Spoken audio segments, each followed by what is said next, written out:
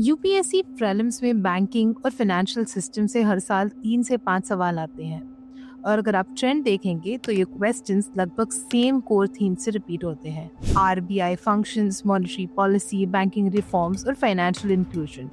सबसे ज्यादा repeated area है RBI and monetary policy tools.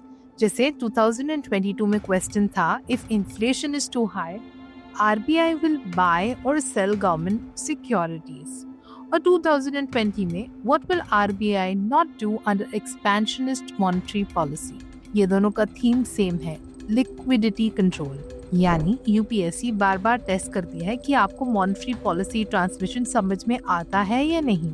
Basal reforms 2015, capital adequacy ratio 2018 and MCLR 2016, ये सब कंसेप्चुअल बैंकिंग सेफ्टी और ट्रांसपेरेंसी से लिंक्ड है।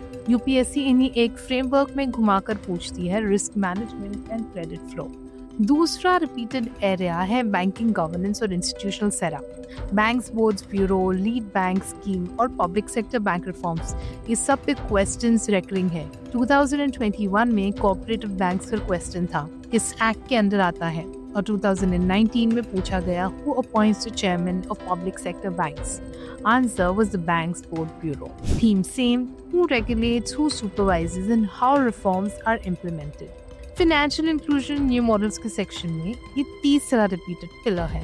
Jan Dhan, payment banks, business correspondence, ये सब यूपीएससी के फेवरेट स्टैटिक कम करंट टॉपिक्स हैं। पैटर्न क्लियर है, क्वेश्चन हमेशा इंक्लूजन के इंस्ट्रूमेंट्स और लिमिटेशंस पर होता है। तो दोस्तों, अगर आप यूपीएससी प्रीलिम्स 2026 के लिए प्रिपेयर कर रहे हो तो बैंकिंग सेक्शन के लिए बस ये 4 पिलर्स रिवाइज रखो। RBI's tools of monetary policy, banking regulation and reforms, financial inclusion schemes, international banking norm जैसे बेसल एंड कार। यही वो हाई यील्ड जोन्स है जहां पर यूपीएससी हर साल टेस्ट करती है।